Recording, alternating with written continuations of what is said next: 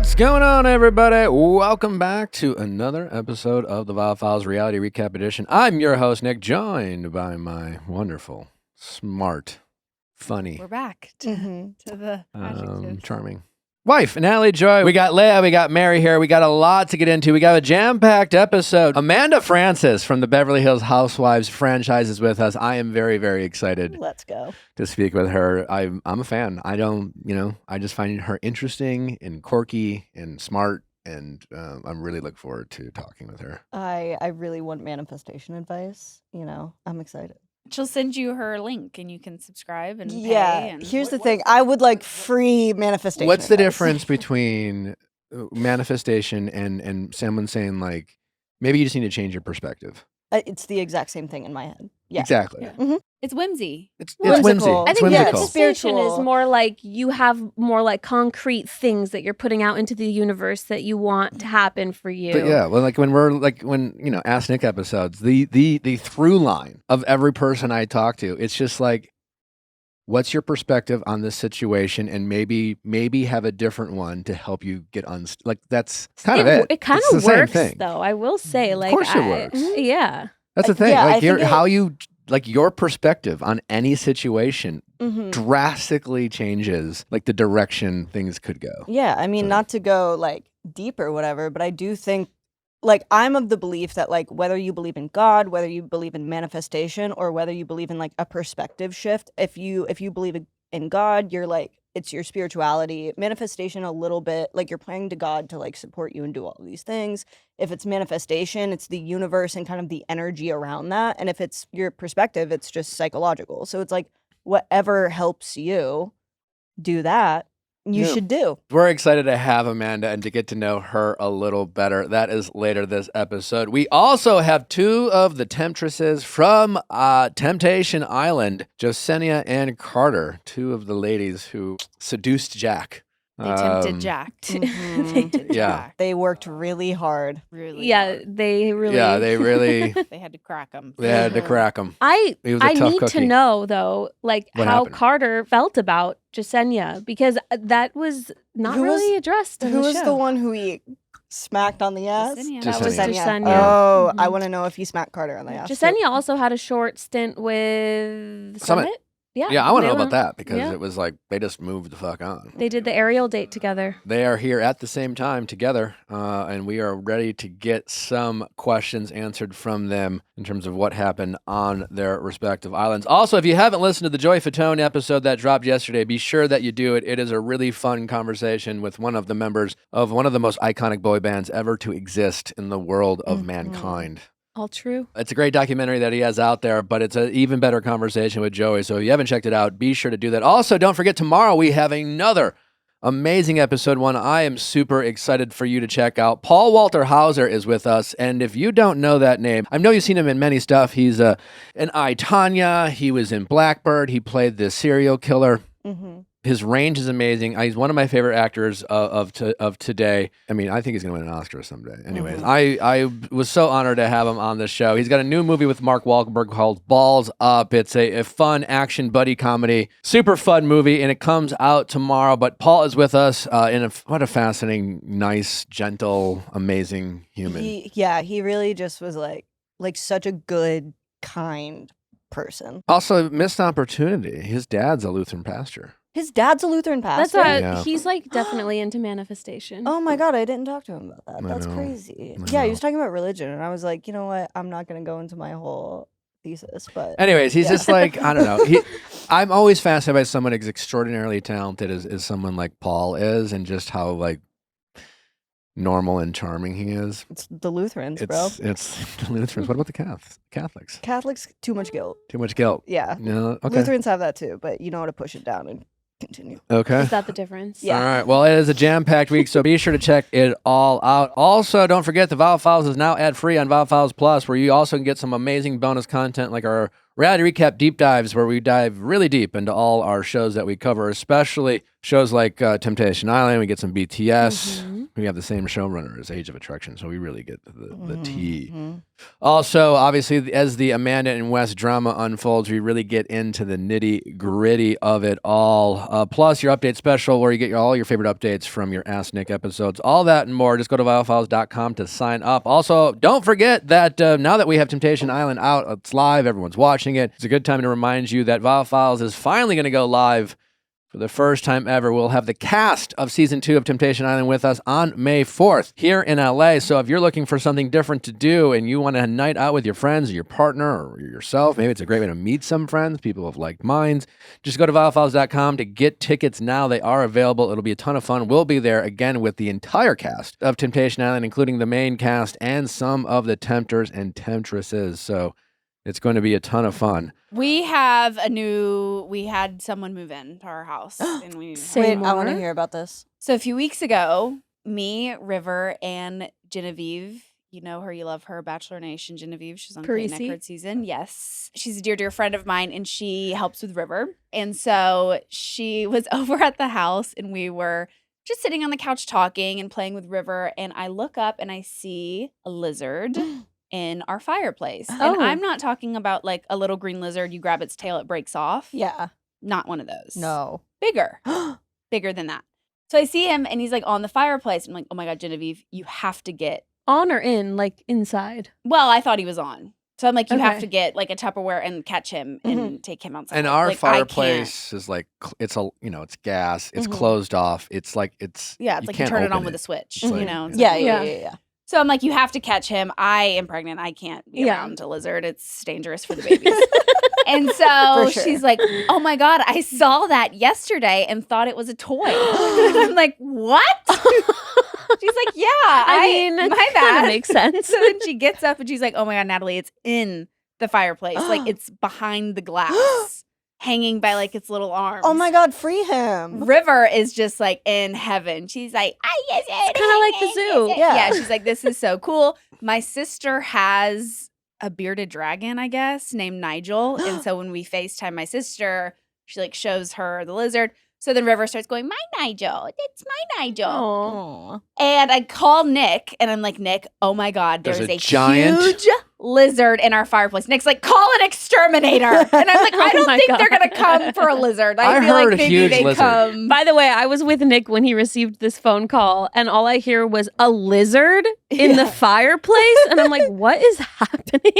That's He tells great. me to call an exterminator. And I'm like, first of all, I don't think they're going to come for a lizard. Like, I think I they think come they're for rats. Pest and- control. and- It's a pest. Wait, but a lizard? I don't A think it's a pest? pest. No, a lizard could be In a pet. your home, it's a pest. I'm from Florida. We welcome them in with open arms. So, anyway, I'm like, bye, Nick, whatever. So then I call my mom, who, single mom, she's like, has taken care of every Mhm. bug, Yeah. animal, rodent that From has the entered her south, she home. gets yeah, it. from the Yeah. south, she gets it. So I call my mom and I'm like, Mom, I FaceTime her. I'm like, look at this lizard. What do I do? She's like, oh my gosh. She's like, just tap the fireplace and see if he like moves because we kind of thought he was dead. Mhm. So Genevieve taps the fireplace and he moves a little bit. And then my mom's like, just keep tapping it and see like where he goes. Well, then he disappears. And she's like, he probably found his way back outside. And I'm like, he probably found his way into my bed. Like, I don't know where he went. I'm uncomfortable with the situation. Anyway, so then that's the last we see of him. I keep checking the fireplace. He's gone. We leave town. We come back like Oh 2 my God, weeks later. you left town with a lizard in your house? We thought he was gone. Oh my Hadn't God, seen it's him. a lizard. Big Fine. lizard. Okay, Big it's- lizard. He's Worst thing big. it's gonna do is like poop a little bit. He's big. So then we get back into town. Nick's like, Nick's like, I'm gonna put River down for a nap. And I'm Yeah. like, you know what? I just got off a flight. I need to like put my legs up, lay on my heating pad, watch a show. So I get ready to do all of that. Oh, no. And I lift up my silk pillowcase, and there he is, that little lizard laying under my pillow. And he like looks up at me like, what are you doing here? And I'm like, This is my house. You moved out. what are you doing here? And so I burst into River's room. I'm like, Nick, the lizard, he's in the bed. You have to get him. So I don't like reptiles. Keep in mind, I'm not Call a an fan. exterminator. But all I remember is there is a huge lizard in our fireplace. How big is it? So I'm like, I got to man up here. I got to deal with my fears. I got to deal with a giant lizard in our bed. And I'm like, fuck. I'm expecting like something that's about a foot long, a good foot. That's a big lizard. That's a big That would that's be like a a big lizard. I'm just thinking of Yeah. Rango from the movie Rango is what I'm picturing. It was a little gecko, How big is about that big. that's a That pretty big was lizard. not that big. how Nick. big? How big was it? He was Natalie? like this big. Maybe with In his your tail. bed? A big tail. Under yeah. your pillow? No, I know exactly what kind of lizard you're talking about. They hang out outside the Target in Yes. Florida all no, the time. they're Yeah, literally they're all lizards. over LA. They're climbing trees. If Yeah. you hit, they exist. They're present. Anyways, Yeah. this is tiny, cute little lizard, and yeah, I got a bowl. A pot. I mean, pot. those things Oh. move quickly though. Oh. He wasn't moving. I can It was tell easy. It was you- actually quite easy He to was just catch. chilling. Yeah. And then What did you use the basket top for? to first trap it, and then I got the pot. Oh, Gotcha. Justin wants me to say. Yeah, finding a lizard often symbolizes regeneration, adaptation, and survival, encouraging you to embrace change and You shed know old what? habits. I don't want to hear it, Justin. In many He was in traditions, my bed They and are he was viewed as under keepers my of silk. dreams, intuition, and good fortune, Wait, I don't wanna signaling hear a it. time to trust your instincts. I don't want to That hear it. makes For me the feel good. audience, No. That's kind of nice. I got. If you ever have a lizard in your house and you don't want to like touch it, here's what you do. So lizards famously cannot live in cold climates. In Florida, if there is a freeze, don't especially hurt in the South Florida, lizard. no, you're not hurting it. In Florida, especially during a freeze, lizards will freeze. Like their blood stops going. People think they died. They fall out of trees. Famously, will hit people on the head sometimes. So, and then they come back to life once it's warmer again because their course. blood just like shuts down. Wait, So, hold on. basically, You're saying freeze they the lizard. die? No, they don't Frozen and die. then They just go. They like Sleep mode. Sleep mode. They They become freeze. paralyzed. Hibernation. Not hibernation. They become paralyzed. What is this fucking nature show? Anyway, I'm just saying, if you ever have a lizard and you're trying to get rid of it, Like put your AC down. freeze them out. Yeah. Oh my god. Guys, You can do now that. River is like obsessed. And she, every single morning that she wakes up in our bed and she's like, my Nigel and under pillow. And I say, wake up! And catch Wait, him where and is pot. And then, they We let let him it go. free. Oh, okay. Yeah, they took him outside. She said, bye-bye, go back to your mommy and daddy. And then Genevieve just sent me this video of River. You got to get her like a toy lizard now. She's on her phone.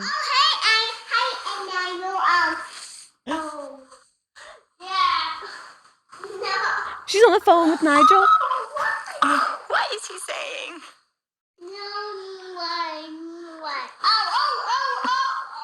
She's talking to him. She's on the toy phone. They're pen pals.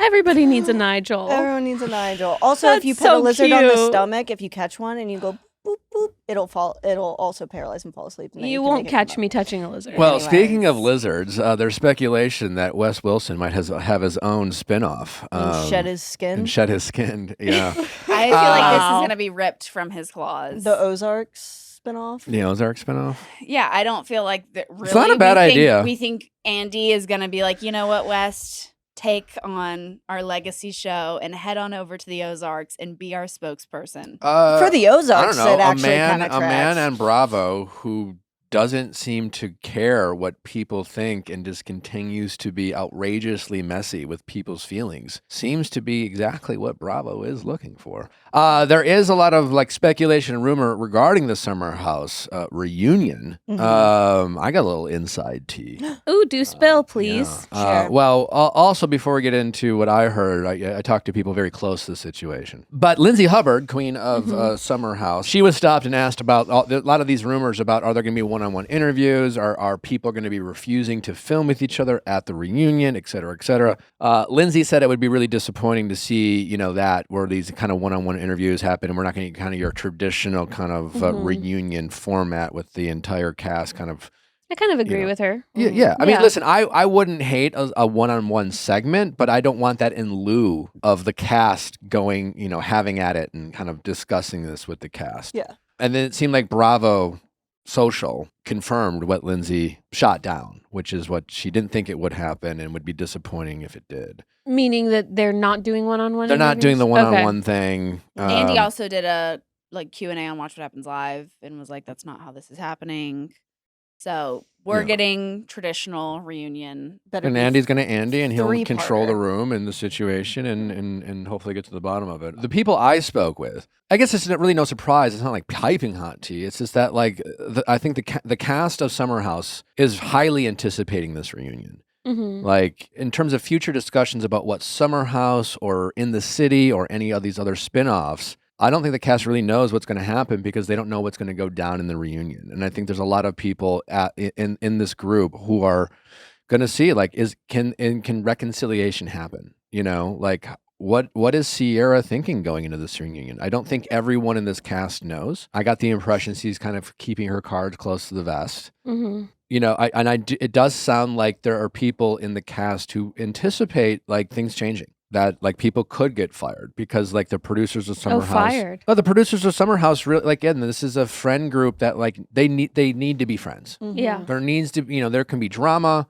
there can be fights, but at the end of the day, there needs to be a group of friends that have that are connected in a way that doesn't have like a real Mhm. rip through it. You Which know, we literally saw in this episode of Summer House, Amanda like yelling at West about having the girl on his lap and being like, we all have to get along. Like Yeah. we all have to live here. You can't do shit like that and disrespect the other people who live here because then it doesn't work. Yeah, I mean, it's funny. I'm thinking about, I think it was last season when Schwartz stopped by Summer House, and who was it like in the bed, and he walks in and he goes, "Enjoy it while you can." Like He put the curse on him. he put the. But it I is didn't see interesting that, because like yeah. Carl and Lindsay went right back to Summer House like after they got but every situation's different, Mhm. and they as difficult as their breakup was, it was I think in a way almost mutual. I think Lindsay was kind of upset, but I don't, Also, like yeah. Lindsay was pregnant the next season. So it's Right. like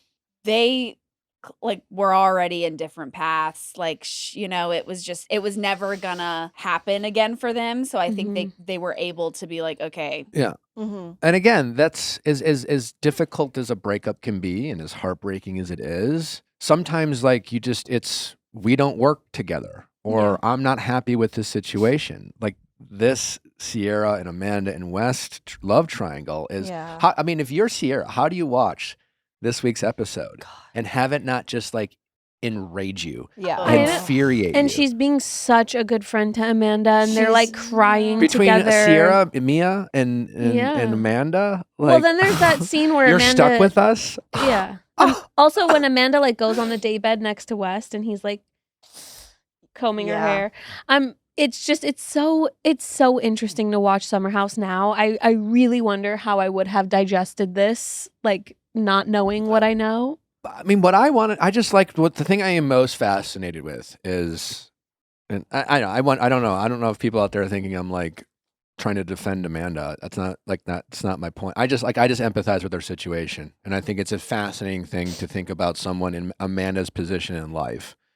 And I can understand why she might have made bad choices, but I'm dying to know how she made these choices. How did she go from the person we saw in last night's episode to like fighting with Kyle out of nowhere? Like, and honestly, at that point, I kind of understood where Kyle was coming from. On some level, like, Wes was a dog this episode, but like basically He it's just sucks. like, I think if I'm Kyle, it's just like let's just like, are you guys gonna date? Are you not? Let's just stop the charade. Like it is a Sierra in this stage of the season. It is Sierra and West playing games with each other.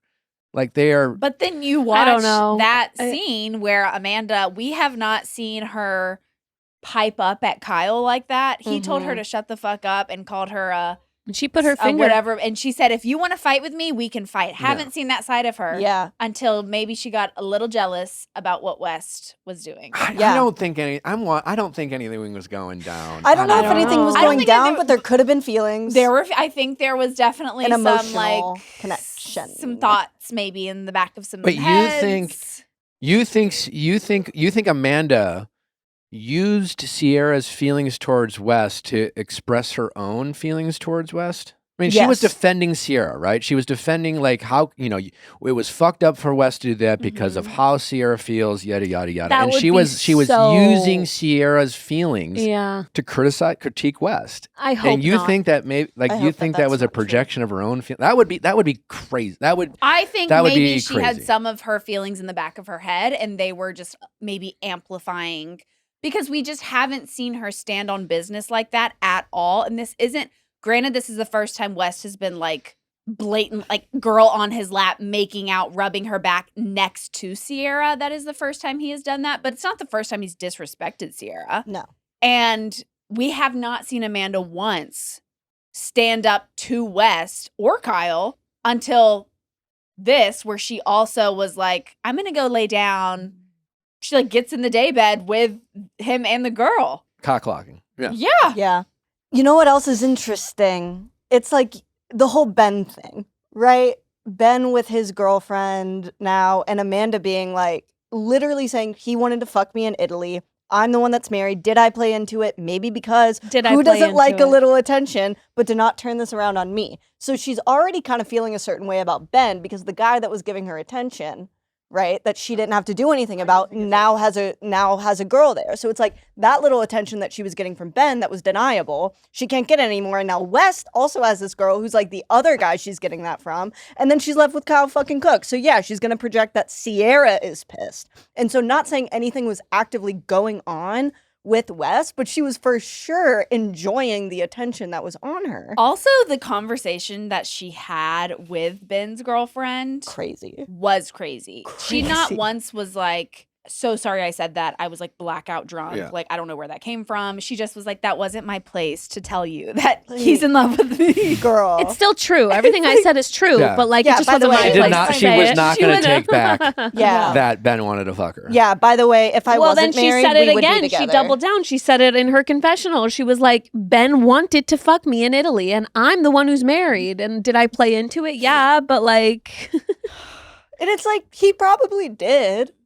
But I don't know. Ben's I just don't very know. flirty, I think. But I don't know. What pissed me off the most was when West had the girl on his lap, and he's like, I kind of used to date the girl sitting next to us, but like, whatever. That was crazy. like, Crazy. I could clock that man in the face. Crazy. What Pissed me the off. fuck? No, that's Pissed me so off. annoying. Sierra, you deserve the entire world. Get away from that stinky ass man. What would you say at the reunion if Sierra is still expressing feelings towards West? Well, it takes a long time for that stuff to go away. Obviously, like, you can, I don't know. We I also don't know, haven't seen man. the rest of the season. He could I mean, recover in somehow. context, it has been a couple years. They haven't, yes, it was That is something. like all the proof and evidence I need that this man does not Yeah. want me is that Yeah. he is gonna allow some girl he just met and just invited to this party Yeah.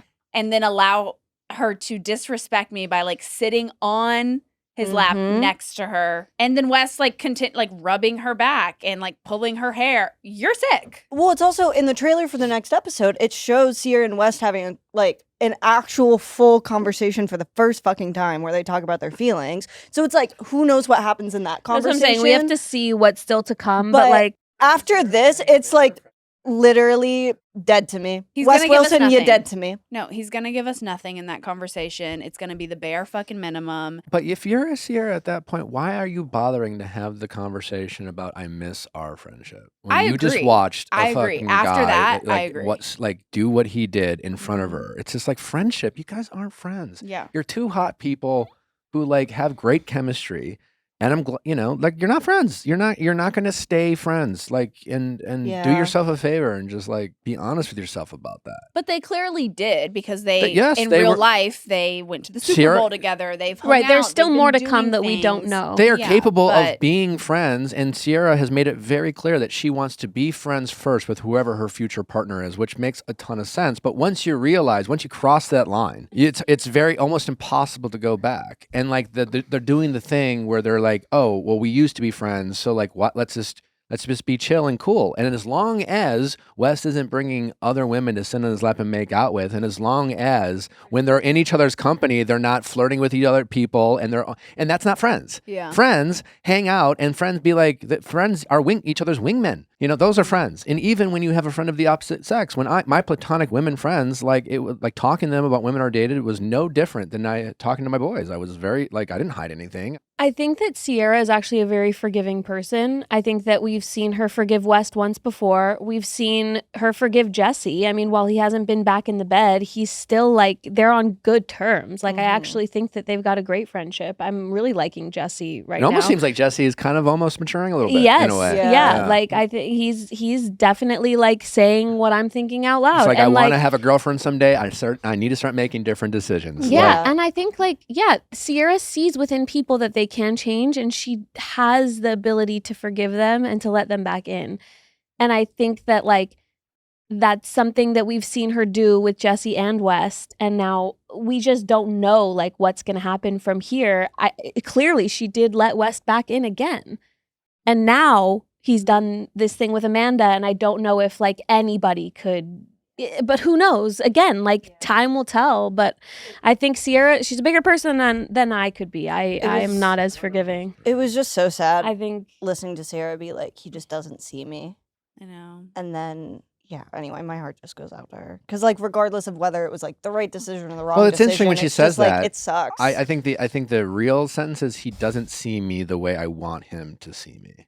Of course, Well, I I think know. I just- think he he doesn't literally respect her. doesn't see me. I'm sitting. He literally fucking saw next- her. He literally was like, "Hey, I used to date that girl." She didn't. he hear saw that, though. he did, but also that's even worse. Yeah. He saw her and he didn't ignored care. her. and, literally just treated her like she wasn't a person. He saw her there. That's what it He is. treated but her like a girl. He doesn't care about her feelings and doesn't want to date her and doesn't want to He's a That- confusing Yeah, guy. he did. Anyway. Well, up next, we got the ladies of Temptation Island with us. Carter and Jesenia are with us to talk about all the messy things that went on during Temptation Island.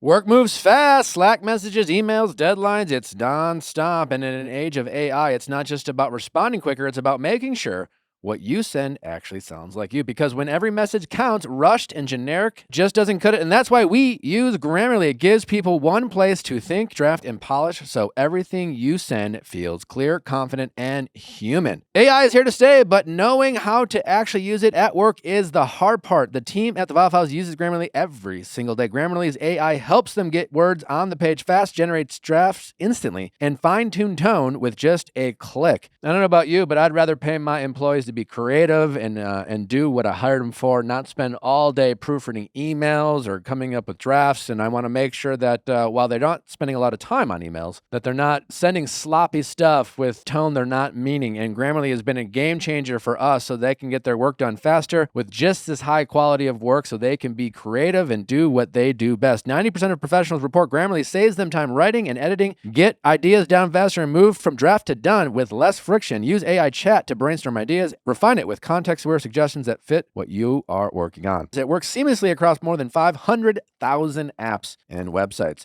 So your support is always there when you need it. In a word of generic AI, don't sound like everyone else. With Grammarly, you never will. Download Grammarly for free at Grammarly.com. That's Grammarly.com. This episode is brought to you by Quo, spelled Q-U-O, the smarter way to run your business communications. Spring is a natural reset point, and if you've been putting off cleaning up the messier parts of your business, now is the time to tackle that project. Streamlining your communications is one of the quickest and easiest upgrades you can make. Quo is the #1 rated business phone system on G2 with over 3,000 reviews, built for how modern teams work. That's why more than 90,000 businesses, from solo operators to growing teams, rely on Quo to stay connected, professional, and consistently reachable. You know what it's like to call a plumber, electrician, or maybe a landscaper in need, and when they don't answer, you move on to the next. Don't lose customers by missing those calls. Let Quo manage your incoming calls and streamline your communications in business. Quo isn't just a phone system, it's a smart system. Quo's AI automatically logs calls, generates summaries, and highlights next steps so nothing gets lost. It can even qualify leads or respond after hours, ensuring your business stays responsive even when you're offline. It's easy. Calls, texts, voicemails, transcripts, and contact details all live in one clean view with full context at your fingertips. Your team communicates faster, stays aligned, and delivers a more personal experience. Make this the season where no opportunities and no customers slip away. Try Quo for free, plus get 20% off your first 6 months when you go to quo.com/VIALL. That is QUO.com/VIALL. One more time, Quo. No missed calls, no missed customers. Gas, groceries, eating out, even on the tightest budget, there's no escaping them. But here's what you can control: getting cash back every single time you fill up. Hit the grocery store or go eat out with the Upside app. Anytime I'm about to fill up my tank or grab groceries, I check the Upside app first to see where I can earn the most cash back, because why would I not take free money? That's literally right there. If you're going to spend money on gas, you might as well earn something for it. Am I right? Well, I don't care what your financial situation is. We all like earning cash back and being rewarded for spending money. Here's how it works. Open the app, claim an offer, pay with your card like normal, and get paid. That's it. It's that simple. And yes, it's cash back. No points you'll never use. No credits that expire. Money you transfer straight to your bank account. That's what I'm talking about. It's as easy and as wonderful as it sounds. No marketing speak. Independent studies confirm Upside users earn significantly more than traditional rewards program. Over 100,000 participating locations means once you start checking the app, you will realize how often there is an offer right there waiting for you. Upside has given back $1 billion to its users. That's billion with a B. So you know there's a lot of money there waiting to go to your bank account. Find out how much you can earn. Download the free Upside app and use promo code VIALL to get an extra 25 cents back on every gallon on your first tank of gas. That's an extra 25 cents back on every gallon on your first tank of gas by using promo code VIALL. So what are you waiting for? Carter, Jesenia, welcome to the show. How you both doing? Hello, I'm good. How is everyone? Good. Hi, I'm good. How are you? We're great. I'm scared. You're scared? Why? I don't know. I feel like this has just been like a whirlwind of emotions. I bet. Yeah. Well, For I was sure. just going to ask, what has it been like to watch Temptation Island back? Both of you were kind of in the thick of it, so to speak, when it came to being the Temptresses for some of the men. It's been very like on edge to watch because the whole time I'm just like screaming. I'm like, oh my God. But it's been fun. It's been entertaining. So I like it. It's going good. How about you, Carter? It's been a similar experience for me. I think seeing yourself on TV is kind of like concerning a little bit. It's like, oh my God, my voice sounds like that on TV. Like, what's going on? But you know, it's just wild. It is. Well, both of you had some moments with Jack. Carter, it started with you, and you guys really seemed like you're really hitting off in a meaningful way. And then out of nowhere, Jesenia comes in the picture. I guess to start things off, how, are you ladies, I'm assuming you're cool with each other. Did your kind of interactions with Jack create any tension between the two of you at the time it went down, or not at all? I don't think so. I would not really. I don't know. No, I don't think there was any tension. I think no. I feel like honestly, if anything, I feel like it kind of brought us closer. I was talking about this earlier. I feel like Jesenia and everyone in the house was close, but then I think when Jack kind of started going after her a little bit more, we kind of had more in common, and we would kind of like be like, oh well, how was your experience with Jack, and how was your? And we kind of like got to like relate to each other a little bit more. I mean, at the end of the day, Jack was there to live his single life, so it's not like he was like trying to be tied down with like anyone. So okay. Carter, what happened when Jack turned off the lights in the confessional room? Oh, yeah. Well, so it started with we went to confessionals, and then we like sat down, we talked, and this was like really early on too. And then after we were done talking, we kind of went behind the camera, and then that's when he kissed me for the first time, and I didn't know, because I know he wanted it to be like a secret, so I didn't like want to tell anyone, but I went in there and like my closest girlfriend in the house was probably Lulu at this point. So I went in and I was like, I at least need to tell someone. And then I think that's how it just like spread.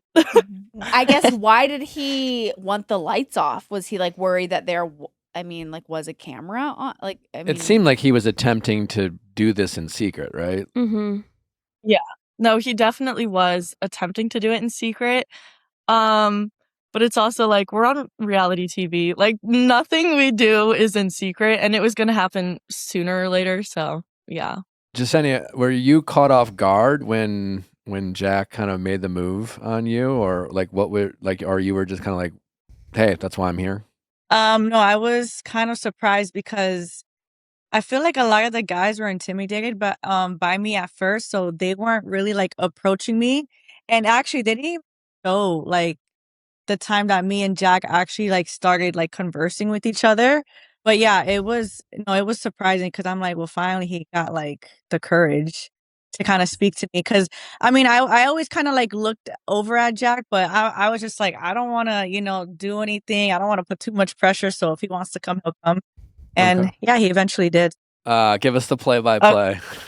Okay, so the Temptation Haven is actually really nice in there. There's champagne and everything in there. We actually popped open the champagne. We were drinking. Um, he did want me to keep. I remember when we left the Temptation, he like I know I had made a comment like, "Oh, that turned me on," and that was because like the only thing kind of like did was like he was like sucking on my toes. sucking on your And toes. that I like my toes being sucked on. So Go that's what I girl. had said. Oh, that's on. So that's what had happened. Okay. And I mean, obviously, like we were out and stuff, but there was no sex going on. How frisky did things get once y'all got into Jack's room? We only saw him smack your booty. How frisky did things get? Oh, nothing ever really got too far. Like I don't know. It was just a very intense makeout session. Okay. But I did stay in the room that night. But yeah, once again, nothing like beyond just a very, intense makeout session, honestly. Jesenia, what happened with you and Summit? Because it seemed like you were his physical type. We heard him say that, and then we saw him ask you out. You guys had seemingly like a decent date, and then nothing after that. Like, Yeah, I'm just gonna say my personal opinion. And I really think Summit was just trying to be smart and not get tempted fully. So I think honestly, Summit was avoiding me to like actually like get tempted. Oh. So I mean, me and Summit were really cool. Like that's just, we had a great like friendship in the villa. I love Summit, but that's just my opinion. Like he did not want to really like explore because I mean, if I was like his physical type, like he would have for sure folded if he would have gave it the time of day. So okay. Have either of y'all had any conversations with Cheyenne? not really. Oh yeah, I'm just gonna say. What if we heard that maybe you might have reached out to Cheyenne post filming? Oh, I never reached out to her. No, I don't think either of us have had. I mean, I know some of the other single girls have talked to her, Okay. but from what I know, I mean, I know a majority of us, I don't think have. No, I've never reached out to her. Yeah, me neither. Have either of y'all kept in contact with Jack at all? I mean, I had minimal conversation with him, so after filming, him and I had like a day in Hawaii together that we kind of like stayed at the resort and spent whatever. It was fine. And then we talked for a little bit after that. But have you seen that he's blonde now? No. I seen something come up and I hate the blonde hair. I'm sorry. I saw it on, I think I saw it on Mikey's story. And it's so funny because we had numerous conversations in Hawaii about him going back to blonde. And I was like, I have never Back been with to a blonde. Like blonde just normally isn't really my type. And I was like, don't do it. Don't do it. It looks terrible. Then he did. I know that you guys hang out with the men a lot. Watching it back, do you feel like you kind of see where some of the women were coming from a little more, specifically like any of the couples? Absolutely. Yeah. Which of the ladies did you like empathize and understand the most? I mean, I guess I would say Cheyenne. Like I feel like it's definitely not nothing nice to see. Um the other couples I don't know. I feel like I don't really see like the drama with theirs, but with Cheyenne I for sure feel for her.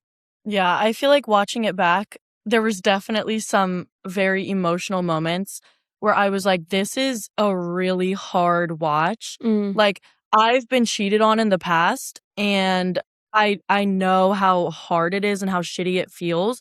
So like watching them go through everything I went through, it's very like it's gut-wrenching and it's really hard to watch. But it's also like, why did you guys come here? Like, I would never ever sign up for anything like this if I had a boyfriend. Neither. Jesenia, why did you give Mikey your bracelet? Honestly, it was just off like first impression. I'm just gonna be honest. Like, I've never really been typed to like date like white men. So, yeah, I just went towards Mikey. He was more just off first impression. Honestly.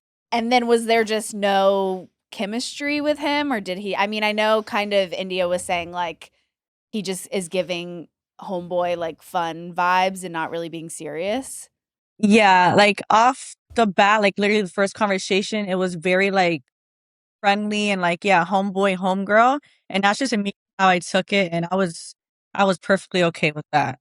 What was your overall read on Mikey? I'm curious from the both of you, because like he came in with like a lot of bravado, like a big talk about how he used to be in college. Like, oh, I was a dog, I was a player, all these, like kind of almost in a like, it's like on one end, it sounds like he's trying to take responsibility while almost kind of bragging at the same time of like the success he had with ladies. But like, was that like, what was Mikey like for you two to get to know? Did that kind of story that he told about his past match some Mikey you got to know on Temptation Island? No, like when Mikey tells me, or when he was telling stories about him in college, it just doesn't, I just can't even see Mikey player. Because the whole time in the villa, he just gave such lover boy, very, very in emotions, very emotional. He literally cried every day. He would wake up at 6 a.m., like the crack of dawn, just like in feeling. So I just can't even believe he's that type of person in college. Legit. Like, I feel like the show, watching it back, made him look much worse than he actually was. Like, genuinely in the house, he was so incredibly respectful and like best friend vibes with literally everyone. Like, I don't think a single person in there would have been like, oh yeah, no, Mikey was trying to get at me, like, at all. There was none of that. yeah. At the same time, though, I imagine if you were in Sydney's shoes, it would be difficult to hear your boyfriend say to like women like you two. It's just like, oh, I could fall in love with you guys. Like, it's just like he was still kind of flirting in a way, and it's just like, if you saw that, like, wouldn't it piss you guys off? Or, because it is interesting that Sydney felt the way she did about Mikey. So he was at least doing something that made her feel a certain way, like she wasn't valued the way maybe Xavier seemed to value her. I don't know. So me, like, I didn't see Mikey come off as like flirtatious. I mean, he probably made a couple like little side comments, but I don't think it was that serious. To, like, I don't know. That's my opinion. Like, I didn't think it was that serious. Okay. Yeah. I don't know. Yeah. I mean, like I said before, I think watching it back and seeing like what he said in confessionals and everything, I absolutely understand where Sydney's coming from with being upset. But I think the second he got out of confessionals, he went right back to being like best friend material and like respectful with everyone. So like, I get how she would be upset, but also like in the house, he was not like that. He was not flirty. And act like whatever he was saying confessionals, he didn't even have the balls to like do it. Yes, yes. Like I legit think he was just talking to talk. Like, he obviously been watching, so she doesn't know, but like, no. Who had the most bravado or most swag between the men? Oh, I don't even. Honestly, I don't think anyone. You said if I were not on this island. Yeah, I don't know. I don't know. Was Jack rizzing you up, Carter? I don't know. I feel like it was I don't know. I feel like it was kind of hard for all of them to kind of like riz because they've all been in relationships for so long. So like when they tried to riz, it was kind of just like, oh. Yeah. They're off their game. Yeah, they are. What about some of the other tempters in the women's villa? Like, have you guys mingled with them at all? I personally haven't. I haven't met any of them. I've only seen them like when we were crossing paths at the airport, but I have yet to like really meet them. I haven't.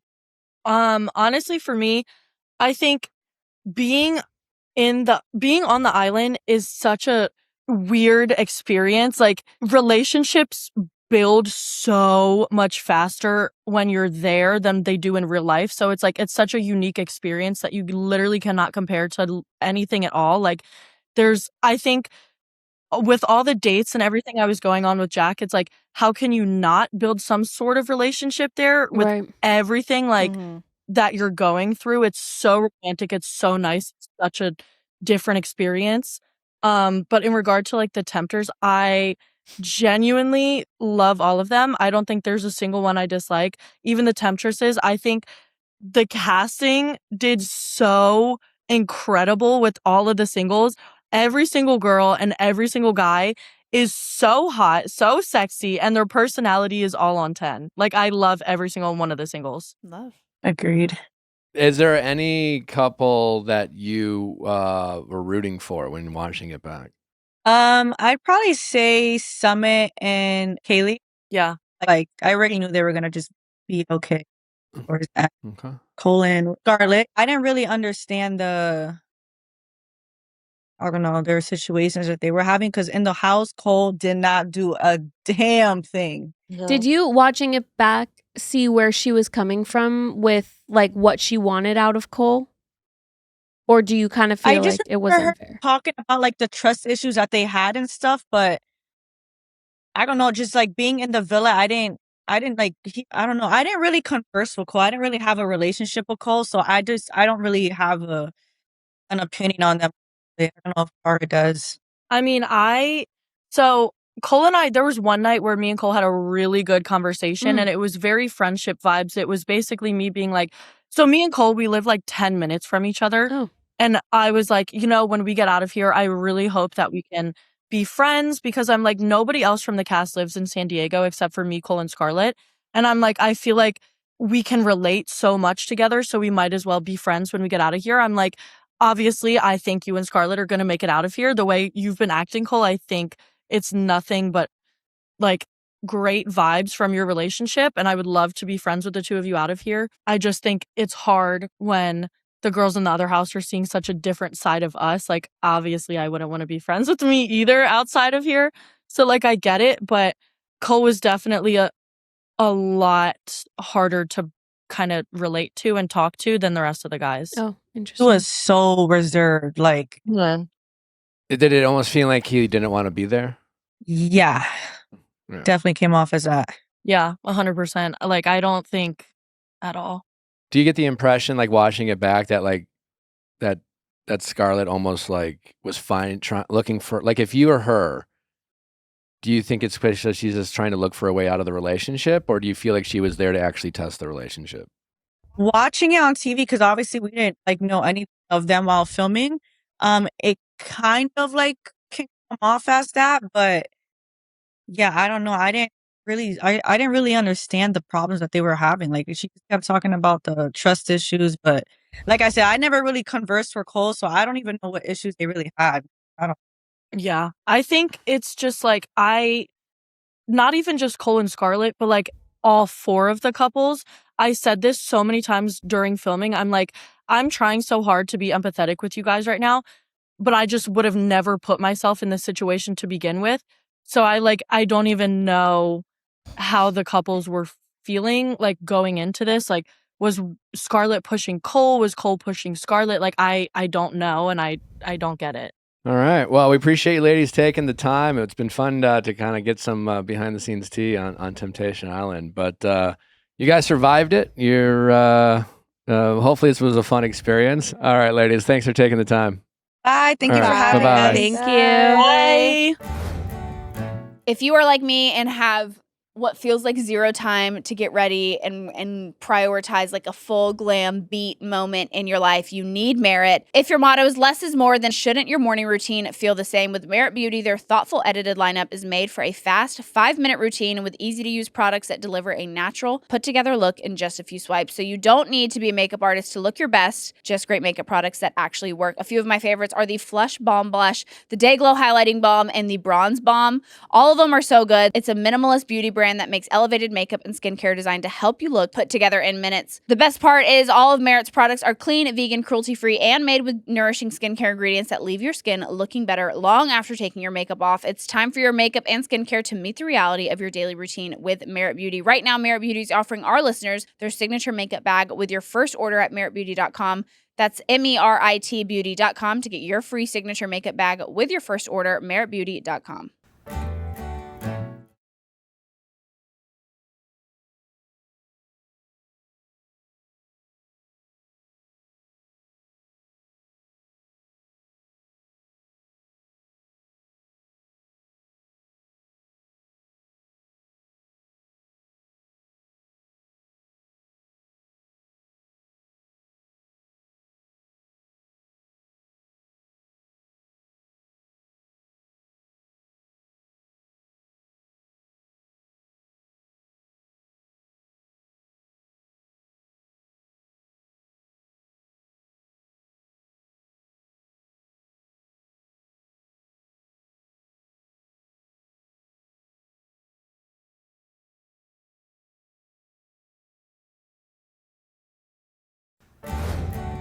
Amanda, welcome. Hi. We're so excited to have you. Thank you for having me. We're so excited. I'm so happy. Yeah. You asked multiple times. We like persistency. Yeah. I'm a very persistent guy. Consistency, yeah. You know, Sometimes that's the only way you get what you want. You just Oh, I keep believe that asking. fully. Mhm. Yeah. As a whole in life, yes. and were you nervous to come on? Not because of you or anything you've done, but because two people who work in publicity told me not to. Perfect. They work. Perfect. Up to a great start. Can I be honest? Have they been to our studio? Have they had a client I on the will show? or will not say who said it. They were just trying to be protective and look out for me. I mean, Okay. honestly. Okay. Well, we are sending them love. We are. We are sending them love. Yeah, it wasn't bad. They weren't being mean or anything. They were just like, you've kind of been through a lot this season. Like, I don't know if you should go on that one. They think we're tough. I think they were afraid of a got you moment. That was what was said by both of Okay. them. The word that was used. I feel like we are like the least gotcha podcast. We're always like, if you want that taken out, we'll take it out. I don't think people realize that. We have no interest in airing things that our guests don't want on. We don't pretend to be journalists, you know. Right. So it's like, yeah, you want everyone to be happy with the final cut. Yeah. We want you to like share it and be like, oh, I had so much fun and promote it Yeah, and not let's be like, collab on oh my God, I Instagram. Yeah. hate it. Yeah. Nick's also been one of your biggest fans this season. He has. Thank He's been you. defending you, so. Thank you. So I don't watch the show. And I tell Instagram that I'm not interested in Housewives content. I literally go, not interested, not interested. I've kept my feed where it's my feed, not a housewife commentary place. So I don't see a lot, That makes which is sense. probably better for my mental health. I have been 100%. doing that recently too, where you're like, I'm not interested in this. And it is such a like, Let's Free curate feeling. Instagram Yeah, and you're our like- lives and everything. What other Yeah. people think of us is none of our business. none of I our know. business. But I asked one of my assistants to gather what she could find, and she found 2 clips where you were being very fair.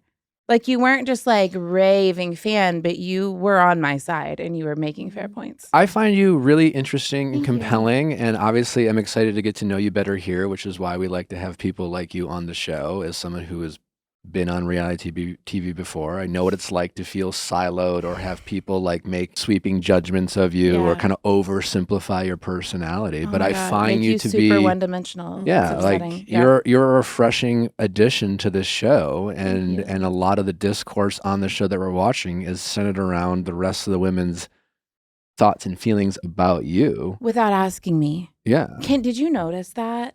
Amanda, open up more. Amanda, tell us about your past. But like without very much asking me. And when they do ask me, it's like, tell us about the cult. It's not like, you know, I don't feel like I was asked many questions about the things they supposedly wanted to know more about. I don't think anyone wanted to know anything. So let me ask you this. Has being a housewife met your expectations for what you thought it would be? I had no expectations. Okay. So that's a good starting place. I hadn't watched the show. I mean, I had seen... It's weird.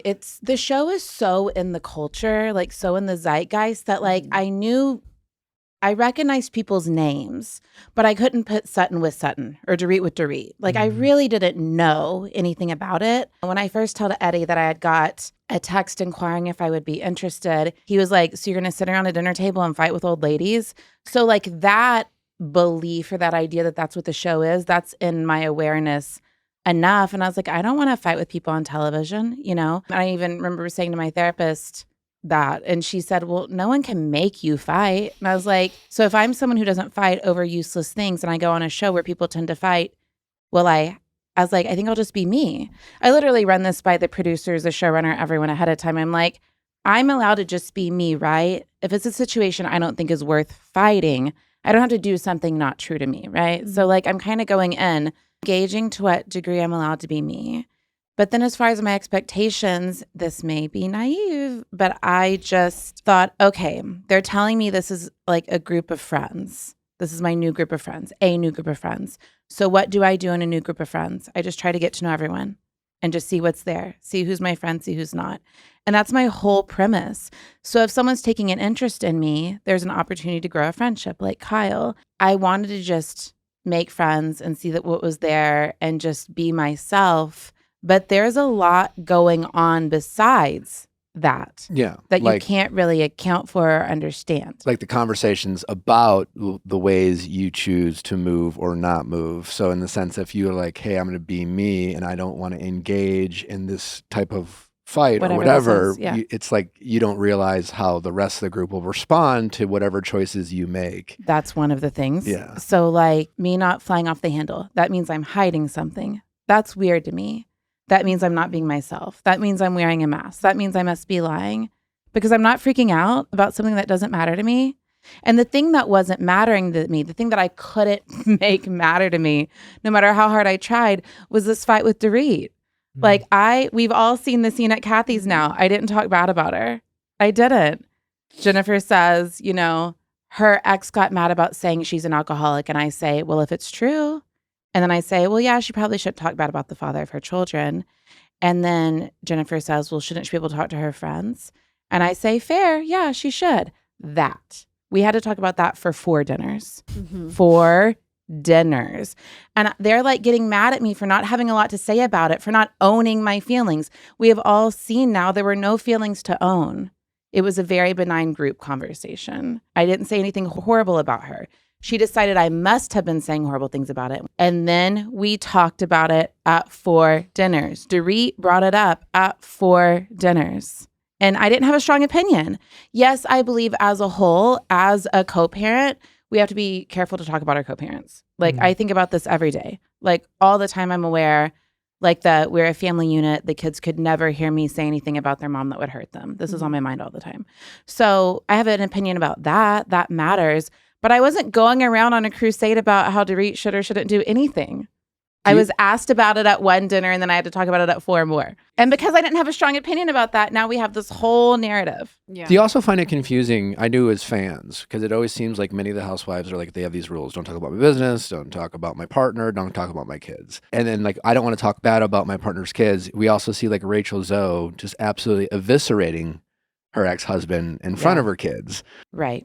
Do you find that confusing, almost like to be a double standard within the group? Everything's a double standard within the group. Okay. Everything. Me casually mentioning designers when everyone mentions, like we can't get through a scene. They put how much our shit costs on the bottom of the screen. You know what I mean? Like the show is kind of about what we're wearing a little bit. So when I say what I'm wearing, that's a thing, but everyone else says what they're wearing. Like me somehow being a victim because I say, yeah, on the anniversary of Zion's death, I am in kind of a fragile state. And you continuing to try to get me to talk about this thing that I don't even know what you're asking me because I never have spoken badly about you. Like that felt attack-y to me. it didn't feel comfortable. When I rewatched it, I was like, okay, accost was a strong word. It was a strong word, but it's how I experienced it. And can we tell a mother or anyone not to experience anything on a sensitive day at a sensitive time? I thought that scene was crazy for Dorit to like brush over the fact that you were like, today's not the day. Yeah. And it really felt like I see this more with Beverly Hills than other Housewives franchise, where it almost seems like the women are talking about production without talking about production in a way where it's just like, well, this is what we're talking about. And it's just like, you know, it felt like Dorit was determined to have this conversation come hell or high water. Well, I think she had something written on her phone. Maybe what she wanted to say to me, maybe a little note she took. I don't know when she wrote that note, but she glances at her phone. She talks to me. She glances at her phone where she keeps talking. Like she had decided that dinner needed to have a conversation. Why do you feel like Dorit has it out for you? Like, I don't think she does. I think she needed a storyline. I think it seemed easy.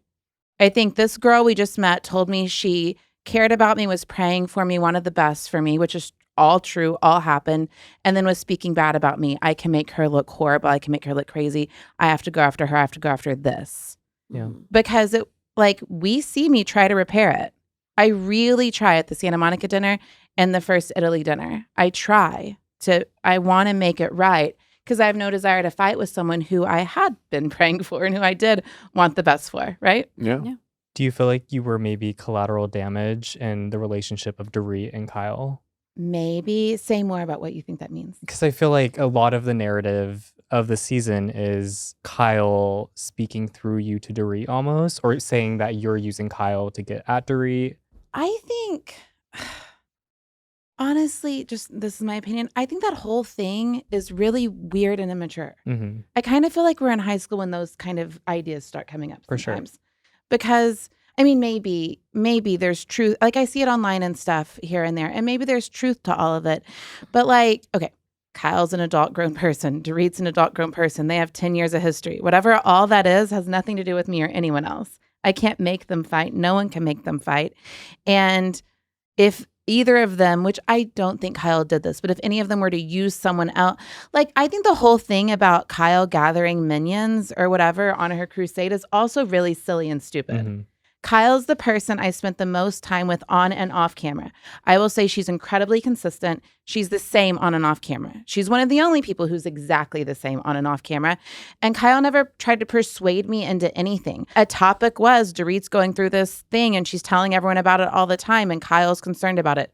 That's just a topic. So for Kyle to tell me how she feels, I don't think she was trying to persuade me. Also, she didn't persuade me. No. Yeah. What I said at Jennifer's is what I think. Like she should be able to talk to her friends and she should keep in mind that this is airing on television and this is someone she has to continue to co-parent with. And that if he had a problem with you saying he had a problem with his relationship with alcohol last season, they'll probably have a problem with you saying he's a bad parent this season, right? So like all of this is just really logical opinions, not something Kyle had to convince me of. Mm-hmm. Kyle literally the one thing Kyle said was, yeah, this was hard on them last summer. So I'm concerned that she's talking about it again. That's like all Kyle. This wasn't something Kyle talked to me about. Like she wasn't like texting me about it. She said like one thing on camera. You guys saw it. Mm-hmm. The rest of the time we didn't talk about that. Yeah.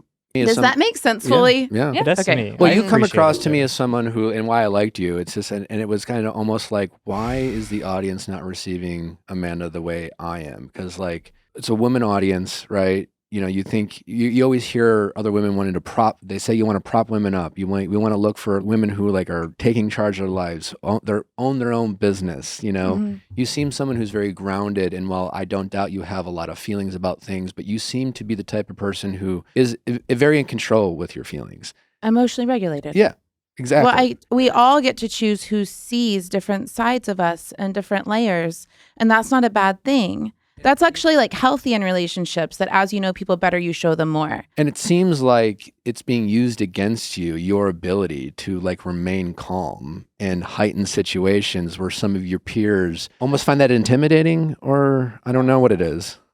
So I took conflict resolution classes in grad school, and we took these conflict classes in Israel, some of them.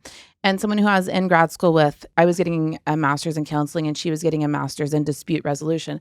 But she wrote on Instagram the other day, our professor should be so proud of you. And I was like, I never even thought about that. Like, I did think about that as a therapist. You know how to have like kind of a blank slate and take in everything without showing it all in your face and like gather information before you respond. That is a therapeutic skill. But more specifically, when I was taking dispute resolution classes, it was about, can you remain calm and not escalate a situation? So this is actually training I have. And it comes in handy in daily life. Like if a crazy guy on the street's coming at you or whatever, like you want to know how to not escalate situations. So if people are getting riled up, so the way this looks in this particular friend group, Dorit's getting riled up. And as Dorit gets riled up, she talks with her hand and she makes crazy faces and she tries to make herself really big. We all know, well, I didn't know, now I know, your words are caught, but your expressions are caught. So if you want something known and it's not a time for you to speak, make your crazy expression. So Dorit will be here doing her bigness, and then I will see Bose making her faces. And I'm just thinking, like, who would want to escalate that more? I'm thinking, say calm, grounded, regulated things so we can all get on the same page, all hear each other and clear this up, because that is resolution. But I guess if we resolved everything at every dinner, It would be a boring TV show. I guess so. But I wasn't trying to make a TV show. I was trying to be who I am. Yeah. We're big fans of Bose, and she's also another very successful, accomplished businesswoman. And for whatever reason, she seems to very much, the way she talks about you and your business, she almost frames you as almost like a con artist. Why do you think that is? Because on one end, I've become such a fan of you watching. I also am like a fan of Bose, and like, you know, and my perception of Bose is like, when Bose says something, you should listen. She has a good read on people. And yet, like, I feel like I have a good read on people, and I'm watching you and I'm like, I don't know what the big problem is. Why do you think she... What do you think? I have thoughts. What do you think? As someone who likes her. I really don't know, because I don't know her that well, but the easy answer is maybe she's a little intimidated by you or jealous of your success. I don't want to assume that about Bose, but like, you know her, you've met her, you've interacted with her. I could only guess. I have a theory. What's your theory? From what I've seen on camera, obviously don't know either of you personally, but like, you guys are very polar opposite people, kind of in the way that like you experience like the world. Yeah. You're a very logical person, but I think in the way of like talking about, you know, your business is based off of like manifestation. I think to her that just doesn't like clock. But she teaches it. Yeah. Okay, let's rewind. I think, this is a theory, if you are someone who is incredibly accomplished, has gone out and achieved everything you've ever set out to achieve, except maybe a few certain things didn't go exactly how you thought they would, and then you see this girl like 10 years younger than you who's done the things you couldn't quite figure out, how would that feel to you? It would be something you'd have to process. And if that person makes things look easy, like that's kind of who they are. Like, it takes a lot of hard work to make something look easy, but I am an expert at the things I do. So they do look easy for me. Like, I am great at internet marketing. I am great at online sales. I am great at teaching the spiritual and energetic principles I teach. I'm great at teaching the business principles. Like, I have been doing it for 15 years. I am great at it. And that makes it look easy. I think could possibly be easy for someone like Bose to think, how come she's able to do this and do this so easily when I worked so fucking hard? But I worked so fucking hard, you know? You don't get this many clients and students I didn't take a day off for 11 years. I still barely take a day off on vacation. Not because I can't. I have a whole team. I can do whatever I want. Amanda walked in holding a laptop working. It was really cool. It was awesome. I don't stop working, but because I love it. Yeah. Because I'm good at it and I love it. Like, I could absolutely let my team, and I have, but I could let them do way, way, way, way more. And I could chill the fuck out. We could hire a copywriter. I write all the copy for every email, every sales page, even every Instagram caption. Like, I'm obsessed with what I do. And so then for them to say, like, she won't stop talking about her business, what else is there? The only things I talk about, because they're my only interests, are business and family. That's it. And that's why I'm really good at them both, is because they're all I pay attention to. You're obviously a very confident person and very self-assured. Does it ever get frustrating, especially it seems like the audience of Beverly Hills almost wants you to apologize or come across as more humble? And do you find that to be frustrating at times? I think humility is like such a scam. Let's talk about what's an actual scam. Like, let's look up the definition of humility. I love Definition of humility. Oh, I found a humble definition. Okay, say that again. The definition of humble is having or showing a modest estimate of one's value or importance. Yeah, so it used to say, or the way I remember it, is the modest or lowly estimate of one's value or importance, right? Does that get us anywhere? Do you know anyone who, by thinking lowly and humbly about themselves, got anywhere? No. Do you think underestimating your importance and underestimating your value is how you got here? Definitely not. No. How did you get here? By thinking I could when no one else did. Yeah. Hello, manifestation. I agree. Right? Everyone I know who got anywhere decided they were valuable, they were important, and what they had to give and what they had to say and what they wanted to do mattered. Like mattered on the planet, mattered for their industry, mattered to their population, their audience, whatever it was they felt they were meant to do, that their product or their service needed to be in the world. I don't know anyone who got anywhere by thinking my product or service or my voice isn't enough. So no, I don't value humility at all. That being said, I treat people well. I'm kind to people, all people, whether they're supposedly above or below me in whatever way we're ranking people. Like I'm kind to everyone. I don't think I'm above anyone, but I view myself, my work, and who I am as important and valuable. And you're not going to apologize No. for it. No. Yeah. And I'm going to be proud of my success like all day long. Well, let's also look at this because this was such a mind fuck for me. Okay, so say I have an audience and a business where being proud of myself, bragging on myself, talking about my success and my accomplishments is widely considered inspiring, empowering, motivating, and showing other women what's possible. So say I have that going on for, say, 15 years, and then I walk into a room where doing the exact same thing is now a bad thing to the women and the viewers. I could barely wrap my head around that. I'm like, what? Me saying what I have doesn't make you want to go get more? Like, I could not get it. But it was without context often. But that doesn't mean the context wasn't there. For sure. I gave context. The Money Queen doormat. Isn't that cute? My intruder syndrome that I have, I'm like, oh, this is a sign for robbers. They're going to be like, we got to go in right now. It's the Money Queen and Co. They would have to get past the gate and the cameras and like the security to get them out. We don't like Money Queen and Co. doormat. I thought it was hilarious. I think it's so cute. It's awesome. I think it's the best kind of silly, fun thing for us to talk cheeky. about. It's not serious. Yeah. Yeah. Okay. A lot of fans took exceptions to the way you talked about your partner in a way that some people criticize as maybe like emasculating him when you were talking about like I make the money and things like that. Are there things that we didn't get to see as it relates to you talking about your partner?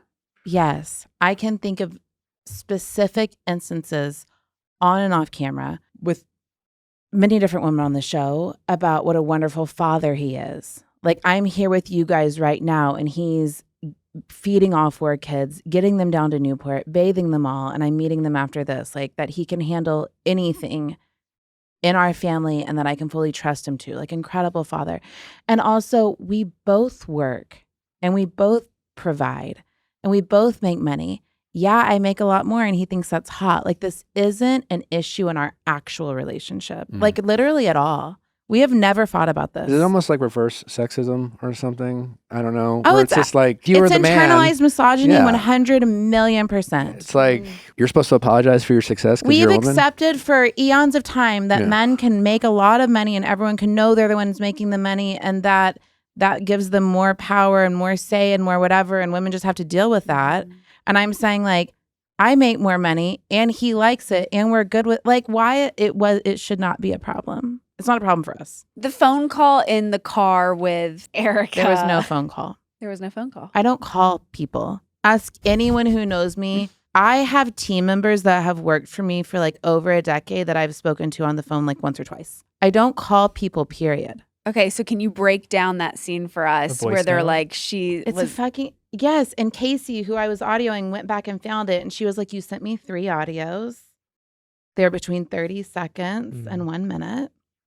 And it was over like a 45-minute drive. So it's different. Yeah. That is different. It is different. So it's not that when I think Erica says something like, girl, we all have businesses, don't try to show off. There's absolutely a part of me that wants them to know I'm a business person. There's a part of me that wants them to see that side or whatever. So she's not clocking that that's part of like my intention there. But also, that's just how I am absolutely all the time. I send audios when there's audios to send, and I don't care who's around. I have work to do. Yeah. Back to the humility conversation. Also, must be frustrating sometimes when maybe you hear some of your peers. Like the most recent episode, Dorit was, she had her photo shoot, her party about her book launch, which was also Book cover. confusing. Uh-huh. How she went about that and the money she is spending on this doesn't track. Then she said something about like before PK, I had my own life. I was doing all these business things and all these fashion things. Now I hear that and go, I don't know what that means. You just said the word business and fashion. You didn't really say what you did. Well, wasn't it a swimsuit line or something? That was or was during that the show. later? That was That was later. during But the show. I I have no imagine idea. someone like you who's like you can be very detailed and you can speak with specificity on the things that you do. I would hear something like that from Dorit and be it kind of sounds like bullshit. It's just like, when someone says I was in business, does it ever get frustrating? Like they're trying to like compete with you in a way and you're not competing with them? Well, I didn't know we were doing Hunger Games.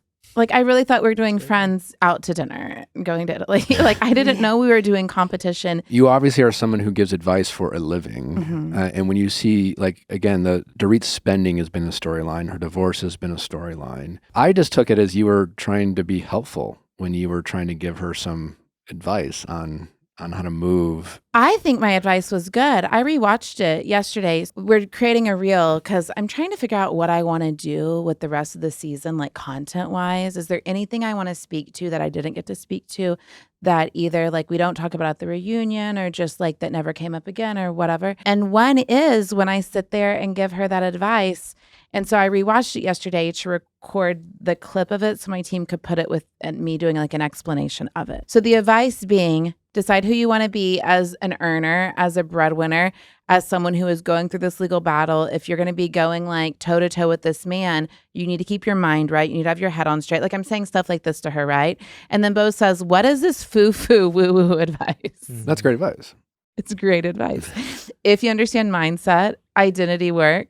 I mean, like, even if you don't, though, like going into any complicated situation thinking like emotionally clouded is not the vibe.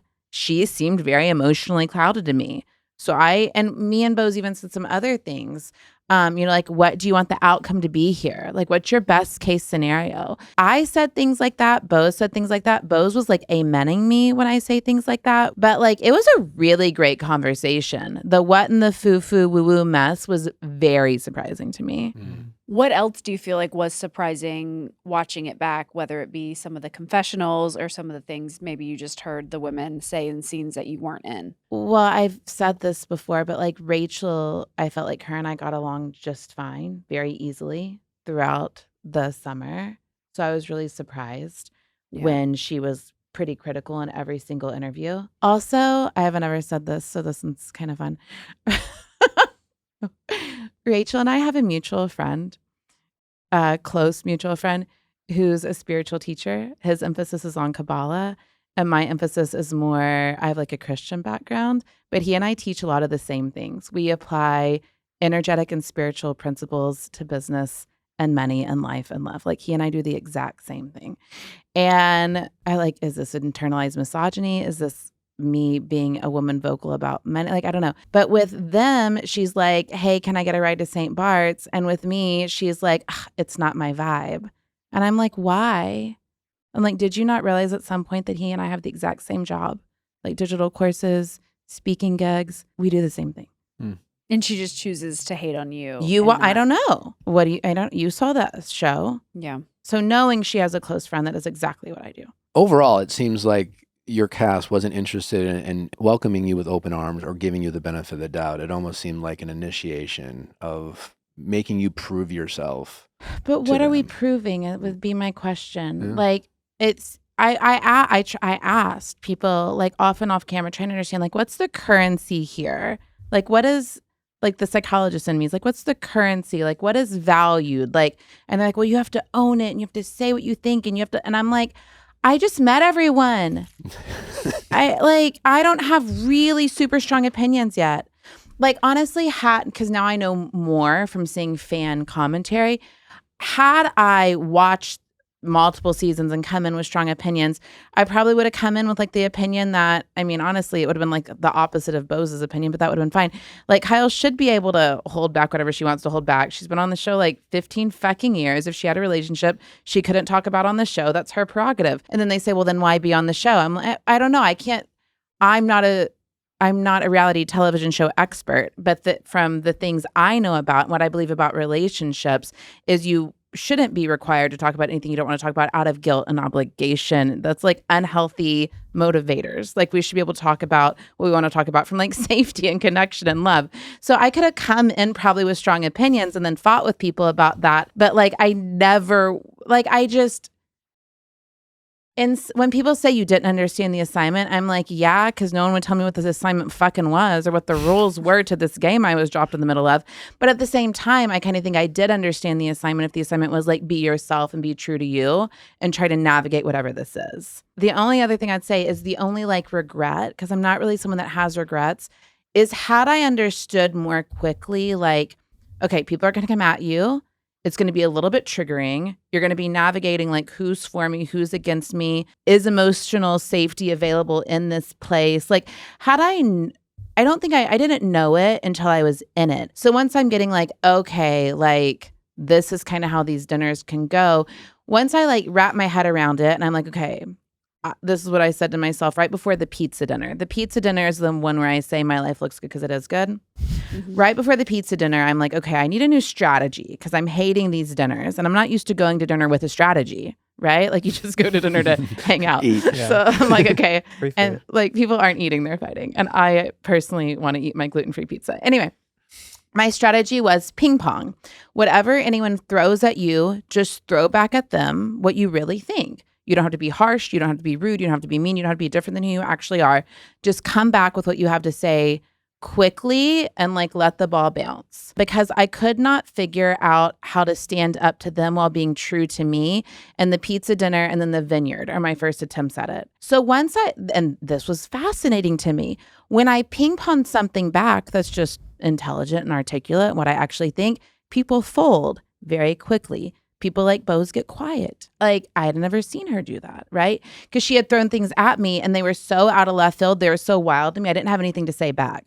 So as I watch people kind of like fold and not have a lot to say back and things like the dinners, I end up leaving the dinners feeling like, okay, that wasn't my favorite dinner of my life, but at least I felt like I spoke my piece to whatever degree I could. I had fun after that. Like you see me dancing at Rachel's. I have fun the rest of the season. Mm-hmm. I wish I could have gotten to the point, because this is what I watched some of them actually do very well, and it was really a mindfuck. They'll fight at dinner and they'll have fun immediately after, and right before and immediately after, they'll be having fun. I wish I would have gotten there faster, because once I started having fun, doing the dinner table fight, but then having fun, the job got a lot easier. But it took me a minute to get there. Yeah, that all makes sense, right? It makes total sense. Yeah. I'll say you bringing up the pizza dinner and saying my life is good because it is good. Looks good because it is good. That was a moment, I think, where I was critical of you. I think because it was like, and maybe it is perfect but it was like, I kind of wanted to see, none of our lives are perfect. But I never said it was perfect. I just said it was good. To my standard of good. Do these women just not create a safe place for you to be like, these are my struggles. This is what I'm going through. This is a hard thing. I think it's multiple things. I think when I would share struggles, like Zion dying, like it was very brushed over. So I didn't get the impression anyone wanted to hear what it was like to be me. Because I'm actually a very vulnerable person. I don't have a hard time being vulnerable. Also to that end, and I wanted to talk to you about the cult. You can. But I don't think my life is perfect. But this is the thing about, and this isn't me like pitching anything. This is just like my literal belief. That's the thing about doing personal development work. That's the thing about working on yourself, is my life is curated and cultivated and manifested, but like in the best way. Like I think, this is like some of it's manifestation and some of it's just really being intentional. I think a lot about like my family's schedule. Like, and our morning routine.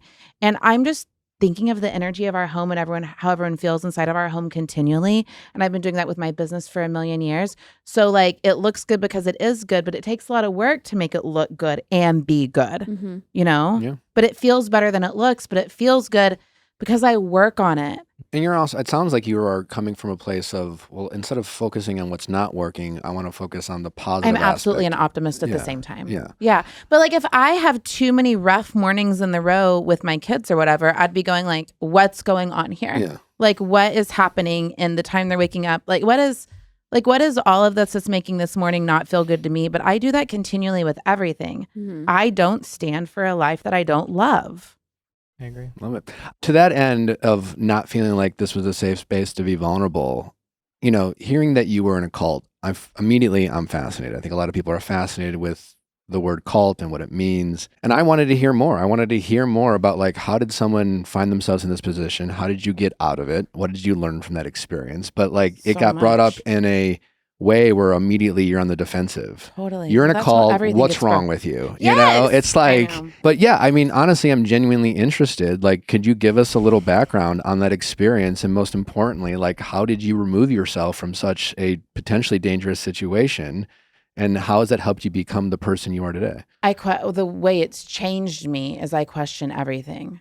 I question every belief. I question every thought. I question every expert. I like just when someone says this is the way anything works, from God to internet marketing to anything, I say, why? Like I don't take anything just as the truth or whatever. And that's helped me create like a belief system and a life that I really believe in and stand by, because nothing was just regurgitated or absorbed or borrowed from someone. You know what I mean? So that's how it's changed me. As far as how I got out is I was scared to death because I was leaving the only 200 people I had contact with for like a long time.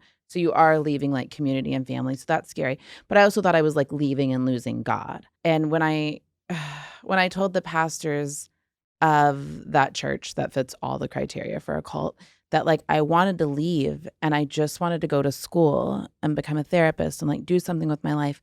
Like when I told them that, they were like, and miss God? Like God is here. Like this is the place. Like this is the promised land. We are the chosen people. Like it was so like the thing I wanted to do was so normal, right? Like go to school and do something with your life is so normal.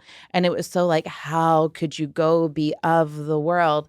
But I had been in that environment because the verse is be in the world, not of the world. That's where that comes from. But I was so in this environment where normal things weren't normal anymore. And anything that you hear every day for a long time that everyone around you believes can start to seem normal. And I mean, but that's how like brainwashing works. Like it's, I say this word wrong, coercive persuasion. Coercive, yeah. Coercive, thank you. Coercive persuasion. Like you're persuaded slowly, mentally. And it's not like the leaders of these organizations go, I'm going to brainwash people. Like they are Drinking their own Kool-Aid. Yeah. They're big fans of their mission and they're a little power trippy and power hungry. And they want everyone to stay. The organizations can't work unless people stay and contribute and pay their tithe and, you know. What did it feel like for you when the women seemed confused that you weren't hurt or tortured, or like they were all kind of like nothing Well, then they happened? don't know the criteria of a cult. But like, I mean, it's not that nothing happened. I was told who to date, who to be friends with, where I could go, what I could do, what time to come home. There was beliefs about everything. Like you're being controlled, you're being manipulated. And like, that is one of the criteria of a cult. Like there's no criteria that says you have to be tortured or sexually assaulted if you look up what cults are. Yeah. They just kind of had a narrow view of what they thought it was. I mean, I don't know. We're just always looking for the drama, right? Yeah. It seems like they are always looking for a way to discredit you. And that was just another way of like, well, I haven't heard of a cult that's not like hurting people. How is that not hurtful? Mental, psychological, and emotional abuse are hurtful. Totally. Yeah. And I mean, if you think about it, I can't remember exactly what everyone sees with me and Erica's conversation and then the Italy conversation. But the whole story is that me and many of the people like volunteering at this church, like helping it like run and grow and whatever. We knew those pastors since we were like 13, 14, 15, and they were like parents to us. So it's many, many, many years of being kind of like groomed and recruited to move with these people and do this thing. Is that's not scandalous to people? No, yeah. My sister was still in high school and they're like, do you want to just, leave your family and come be here with your sister? Crazy. Me and my sister filmed a scene about that, but I don't think you guys got to see it. We did a FaceTime. No. But it's not scandalous enough? To me, that's crazy. No, it Looking is, back, yeah. that's crazy. I agree. Mid-season, a lot of people speculated that either you were fired or quit because they didn't get to see you in some of those. This is the after show. The after show. Oh, Sutton's flight got delayed. Okay. I ended up putting that on my stories because I thought that was such a weird, controversial thing. Okay. So Sutton and I were meant to be together. I did my first one with Kyle. I was meant to be with Sutton on my second one. Sutton's flight got delayed. And so I was honestly kind of happy because those things are long. And I was like, I bet I can knock this out in a few hours if it's just me and the producer. And we did. That was like the fastest taping. But yeah, no, I think Sutton and I would have had an interesting time. Erica and Kyle were meant to be together, which makes sense for the ending. You're kind of grouped with whoever you're like in a good like little camaraderie with at the end. So it made sense that they wanted me with Sutton because we had our whole Italy experience. Okay. Watching the Chat GPT Google thing back that Erica did in the car, how did that feel for you? Because obviously Sutton Tried to brought stand it for up. me. Yeah. She did. Yeah, she told me about it. So how did it feel actually watching it back? That was, I think, from what I saw on the like little preview, what I say to Sutton is, who does that to another woman? That's exactly how I felt at the time. Now that I know more about the dynamics of the show and how things can go, I don't feel shocked. But at the time, I really just thought I would never. I've been in business for 15 years. I've had plenty of competitors. I have never in a million years tried to get dirt on anyone and then publicize it. I've just, nothing in my brain can comprehend business people doing that to other business people. Like, it's just not how I live. It's mean-spirited, too. It's crazy to me. It's crazy to me. And I think it's obvious that, I already knew this, but Housewives just put a light on it. People play different games and live by different rules and think the world works in different ways. I was not in a world that worked that way. You want to hear something crazy? Someone on my team was on a social media platform and they were watching comments kind of populate in real time. And they were like, these are bots. These can't be real. So we ran a little experiment. They went and they commented one of my cast members' names to see what the replies were when the cast member's name was commented. And it was like, she's such an inspiration, such a badass. Women everywhere look up to her. And then they commented my name, Scamanda, scam artist. We all know she's lying. And they went, oh my God, these are bots. I didn't know that's the game we were playing.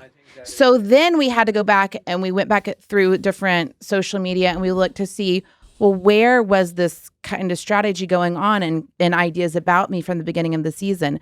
So it started with, I'm cast. We've never heard of her. Who is that? Like, those were bot comments. Like, whoever wanted to undermine me started really early in the season and had bots going from then until probably now.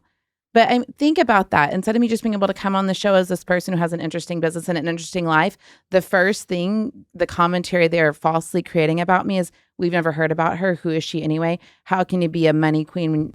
That's so crazy to say you're the money queen of Beverly Hills, which I never said I was. Like, get what I'm saying? I personally think it is an ongoing problem in social media, period, and in reality TV, and you're seeing more. I just didn't know that's the game we were playing. Yeah. I had a really good habit around not looking at Reddit, period, because it's just such trash. Yeah. I didn't know that we were looking at it and creating strategies on it and hiring people. I think there's a lot of people in reality TV and in the Bravo world who don't, like, I don't think you're the only one who plays fair. I think there's a lot of great people. I also think there's a large number of people on these shows who absolutely do the bot thing, who try to get ahead of it. Well, then we had to reevaluate, well, what is fair? We need to be asking clients or students or a team member to go through and be monitoring things, be correcting narratives? Is that the fairness of this? Like, not even trying to create falsehoods about other people, just being able to share a more true counter narrative about whatever someone's saying about me. Like, I just didn't know that was part of it. I thought we were just like filming and getting to know each other. Yeah. It's very Game of Thrones. Yeah, or whatever. Yeah. Hunger Games, Game of Thrones, whatever these Same shows kind are. of Hunger thing. Games Yeah. is pretty accurate. Yeah. Yeah, Crystal Minkoff, who used to be on Beverly Hills, said that her husband Rob calls it Squid Games and high heels. Makes sense. Yeah. Yeah. Can we talk about manifestation? Anytime, sure. Obviously, I think like you get a lot of criticism. Even myself, I think of myself as kind of a natural skeptic, you know. That's not necessarily a bad thing. Yeah. But I hear the word manifestation and it kind of sounds a little foo-foo, fluffy, whatever, kind of. That's so unfortunate, though. Yeah. Okay. I just tell want me to be more. honest. Yeah, sure. But when we were talking before, prior to this interview, and I was thinking about, you know, our conversation, and I think I said this to you, but like I'm a big believer in like having the right point of view in any situation, and like you can drastically change your life by That is changing your point of manifestation. view. Thank you know, for I know. giving And us it's a just, really like, great definition. Giving like and it like taught me something that it's like sometimes it's framing or messaging, but like It's a just, trendy word right now. Yeah. I've had a weird relationship with the word manifestation, honestly. When I first started my business, I used it a lot because I was woo-woo and my audience was woo-woo and everyone resonated with it. And then I got annoyed at a lot of like people teaching manifestation, just doing a lot of weird shit that I didn't really believe in. So I had this whole chunk in my career where I talked about all the same stuff, but I only said like co-creation or like, being intentional, and I avoided manifestation. And then I eventually went like, this is enough of a buzzword to the masses, and I have things I want to share to the masses, so I think I'm going to use the word again. But like, I don't know that I think it matters what word we use. I think it matters that people realize that they have a lot of power in their lives. Yeah. Do you want me to like give a manifestation definition that helps the people? Sure. Okay. Yeah. This is all I think it is. Okay. This is what I think manifestation is. Lining up your thoughts, your beliefs, your words, your actions, and your energy with a common goal. That's it. When I want to manifest something, I'm completely clear on what I want. I don't think thoughts that don't support what I want. And when thoughts float through my mind that are not in support of what I want, I'm checking those. I'm going, is that thought the absolute ultimate truth? Or is there another thought available? Is there another reality available for me? And beliefs are just thoughts we keep thinking. So I'm very aware about what I believe about my life and what I believe is possible for me. And I'm intentionally creating my core beliefs for how I believe life gets to work for me. Mm-hmm. And the thoughts we think and the beliefs we hold create emotion and create energy. And the easiest be an energetic match, if we're going to be woo-woo, an energetic match for what we want is being on the frequency of what we want. So if, to make that really simple and not crazy, if I want something, I'm very aware of how it would feel to already have it, and I'm feeling that now. Law and of I'm attraction too, right? that little part was a little bit law of attraction, yeah. But I'm aware of how it would feel to already have what I want, and I try to feel that now and bring that to my experience now. But I think that alone, without thoughts and beliefs and actions, won't do anything either. Mm-hmm. So law of attraction can only be one part, you know. And then what else was I going to say? Oh, and when I take actions believing they're getting me to where I'm going. And all of that together is like how I conceptualize manifestation. No, it makes a lot of sense. I mean, what I took from that is something I truly believe is that, and what most people discount, is our ability to control our thoughts. I think so many of us are just like... Metacognition. Yeah. Did you know that's the highest form of intelligence? What's that? Metacognition. Okay. When someone is able to observe their thoughts, know that their thoughts are not truth, know that their thoughts are not just happening to them, know that they can change their thoughts. When you realize you can change your thoughts, you are now creating new neural pathways.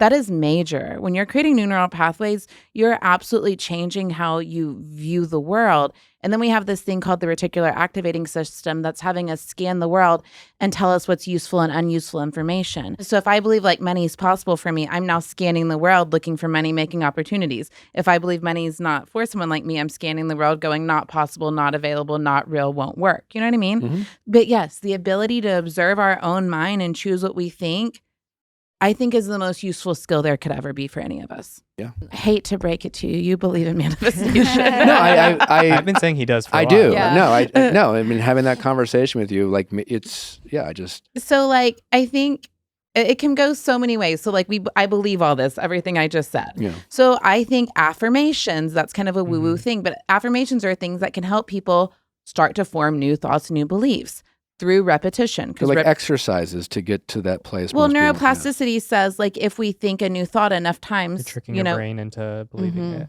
Yeah. Yeah. So I love an affirmation. I love meditation. I love many meditations. That's like woo-woo stuff, but I don't do any of that without belief and action and decision and movement every day, you know? Mm-hmm. So is it like that hard to conceptualize? No, it makes a lot of sense. And Yeah. it's honestly, I very much believe in a lot of things that you talk about having it's so Totally. true. But if you get just a clip of it without context, I have a very pivotal memory. I've brought it up many times on the show. My first girlfriend, we broke up many times, and I was going through a bad breakup, and my dad was like, dude, you just get over it. And I remember saying to him, there's a better chance of me levitating in this moment than me getting over it. And I remember so vividly that conversation because I truly believed I had a better chance of floating right. and getting over it. And then years go by, I look back and realize I just wasn't ready to believe it. I didn't want to believe it. I wasn't ready to change my thoughts or my perception of it. Totally. And that is a pivotal moment of my life when I think about when I'm stuck in a situation and how I get unstuck, that I used to believe that I could float rather than getting over a relationship.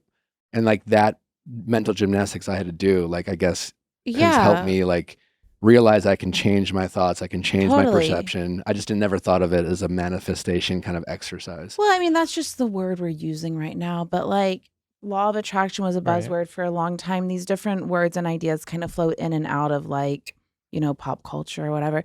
But what you're talking about really is willingness. People can't change without a willingness and an openness to change. So if you're looking at a breakup situation or any situation with openness and willingness, you're probably going to be able to find a new perspective.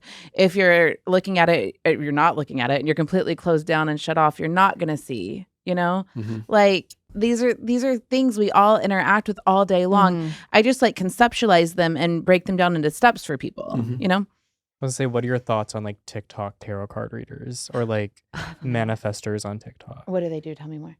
Just They'll be like, it'll basically, I think they get in your algorithm if your algorithm's kind of looking like you're searching for something, right? Algorithms are so fascinating. Yeah. And then you get a bunch of people, they're reading tarot cards and they're like, this message is for you, no hashtags, whatever. Like, if you see this, you're meant to see it. And they pull tarot cards. And there's two camps, ones that think, oh, this is for me. And usually what it will do is, let's say you're in a situationship, you've been getting a lot of content about situationships. Yeah, so now you're seeing the situationship tarot card. And it's going to tell you that your situationship wants to be with you. People might not like my answer. I think on one hand, that's just the fucking algorithm. No, that's dumb. Yeah. On the other hand, can God work through the algorithm? Sure. Universe. Has content been delivered to me that I felt like, oh my God, I needed to see that. But I would gauge whether that content was from the divine or from the algorithm based on whether it resonated with me, period. If it feels right. Because we all have to decide if something someone's saying to us resonates or not. So it's not that I don't think we can get an answer on TikTok, but it's not every single thing available on TikTok is from like the divine. But I'm not mad at it. Like, I've had moments of like, ooh, I needed that. Thank you, algorithm. It's a fascinating tool. Yeah. But if someone's being like manipulative and saying it's always for you, like, we all have to keep using our brains. Yeah, there's some critical thinking aspects to it. For all the commentary or accusations or criticisms about your business being a sham or a con or whatever, how many of your clients have asked for their money back or Like, we have the lowest refund rate ever. It's less than 1%. and then right I'm now. assuming you will give that refund. if So they here, ask for it there's back. so much criticism about this. So I say on the show over the summer, I delegated a lot to my team because we were filming and they were doing lots of things without me and whatever. And at that time, it was a 3% refund rate. I find that the refund rate is lower the more I'm engaged with people and the more I'm like describing what it is we're selling and the more they know exactly what they're getting, the lower refund rate we have or whatever. But it's never high. It's like never, ever, ever been above 4% ever. Right now it's at 1%. Okay, so I say on the show it's less than 3%. Right now it's 1%. And people on the internet are like, oh, because it's so hard to get a refund. It's only a 48-hour refund policy and you can't go past the first module.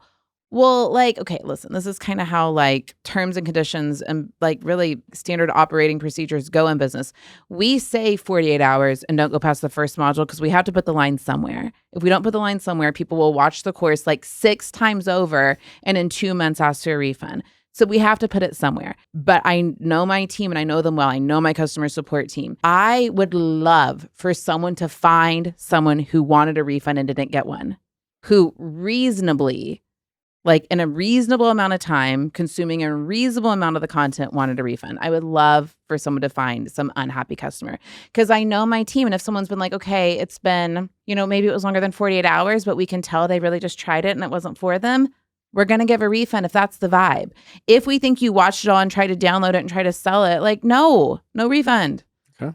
Makes sense. But like that, like every time I hear, well, it's so hard to get refunds, I'm like, find one person who will say it was hard to get it. Find me one. Yeah. Because but also I'm sitting here saying it looks strict, the 48 hours and don't move past module 1. But most people in my industry just don't give refunds. Find another person creating digital courses who gives them at all. Okay. Yeah. Like that's what I would say about that. Yeah. It's rare to give them, and we do give them, and not many people want them. Not many people want them. They want the content. Yeah, and the only reason I asked that question is I think the proof is in the product that you're delivering, and if it really was a problem, I imagine you'd have to, especially now that you're on Beverly Hills Housewives, and you're receiving this criticism. If it was as bad as some people claim, there would be way more voices. You would have people speaking up. It's kind of the same thing. Like, I don't know if you're following Scamanda on the Summer House thing, but like. Wait, she's a Scamanda too? I was going to say there's 2 Scamandas in Bravo world. Oh, You've been God. saved. I think no one's thinking of you anymore when it comes to Scamanda. That's good news. Yeah. Okay, what did she do? She dated her best friend's ex-boyfriend. Okay. Yeah. But I digress. So but they were done dating? Depends on who you ask. Okay. I'm not watching that show. To my point is, you hear about this guy named West who was kind of seemingly kind of playing the bit of a playboy, bit of a player, whatever, going out dating a lot of people. You find out that he's now dating Amanda, and then all these other women seem to be coming forward. Oh, I was dating him, and I was dating him. Oh, got it. And that's a very, very typical thing in reality TV. If there was any truth to an accusation, a lot comes forward. I have a theory that one of my castmates was counting on a lot coming forward. I think she thought, okay, there's a little bit of noise about some people being unhappy with her work on Reddit, like it's like there's these life coach snark threads. There's a little bit of noise about people not liking what she does. It's probably going to be really amped up from Bravo. A lot of people are going to come out from the woodwork. So I'm going to bank on the scam artist side, and I'm going to look really smart in the end because I clocked her. And now we're through the season and nothing has happened because there's nothing. I'm not saying everyone who's ever taken my courses is like, but we have to have the number of repeat customers. You have to have really happy customers to be around for 15 years. Before the show started, we had 21,000 students in 108 countries. I'd have to run the numbers now. But like, this is a business, If you're asked back, will you come back next season as a housewife on Beverly Hills? I mean, can you see it? I would be really upset if you didn't. Really? Yeah. I find you to be a breath of fresh air. I think you're different. And for all the reasons you just talked about, like a lot of people have had opinions about, the season as a whole, do we find it entertaining? Are these, Did you find the season entertaining? I found you entertaining. Thank you. I enjoyed you. I enjoyed you. your scenes, and I thought you brought different conversations. And I do think while we have a lot of like legends on this show, from Kyle to Erica, who have been on it for a while, I think there might be a little bit of fatigue on their end of like their willingness to share certain things. Sure. And I honestly, as a fan of this show, I don't like the whole like digging up dirt stuff. I don't like. I think there's more interesting conversations. Yeah, there should be. And I think you bring that to the show. So I would be personally frustrated to find the thing I liked the most about this season to leave. I'm the thing you like most? Yeah. Thank you. That's so nice. I just didn't go in with the plan. I don't know. Maybe you could go in with a plan. But then even the people who are nice to you, you end up hearing mean things they say about you, like in interviews. It's kind of it hurts your heart sometimes. No, I couldn't do it. You couldn't do it. No, I have opted out on many reality TV opportunities that would put me in environments that you have put yourself in. But I still. So because you're the Bachelor? I was. Yeah, and that was a rough go? It's a different environment, but unlike, like Bravo specifically, it's trying to find dirt and character assassination type of stuff. And I would just rather not put me or my family through stuff like that. So you've stayed reality show adjacent since then, but not on a show. Yeah, which I still get caught up in the fray more than I'd like to at times, but like that's as much as I'm willing to do. Yeah, fair. Yeah. Do you feel like when you said, I saw a clip you did and you said something like, it was people saying that I was too braggy or whatever, and that's why no one likes me. And you were like, no, I think she just has you said type A. She has a very specific brain, and the brain she has gotten her where she is in life, and they're not seeing that. Was that how you felt? You felt like when I was, yeah. well, I definitely felt. Is that where your compassion from me comes from? Is having the same experience? Or in a way, feeling, yeah. I mean, I also, compassion from the fact that I had a lot of people say things about me that I knew that weren't true, or I just, I don't think you can put me in a type of box, and I do think I think differently, and I will speak my mind, and I'm not a falsely humble guy. I like to think of myself as I have humility, but I'm not going to pretend to be humble to make someone else feel more comfortable. So you're not mad at my definition of humble? No. Humble. Okay, no, I find false humility to be annoying, and I find it to be a way people try to manipulate other people. I agree. And I just think it's bullshit, you know? And if my confidence in myself bothers you, that's a you problem, not me. Yeah. But you're kind of describing neurodivergence.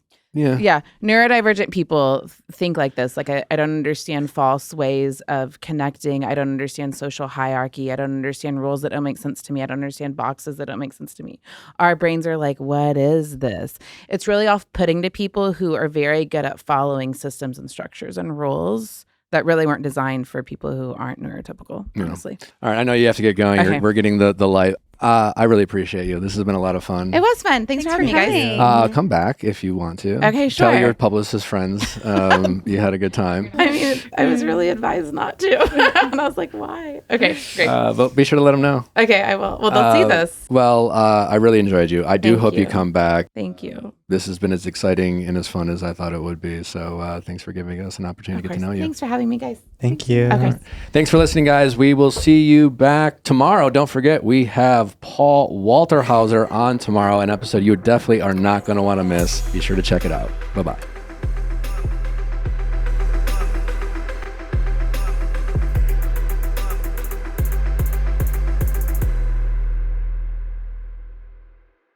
Hey guys, if you loved what you listened to, make sure you hit that subscribe button below. Thanks for listening. We'll see you next time.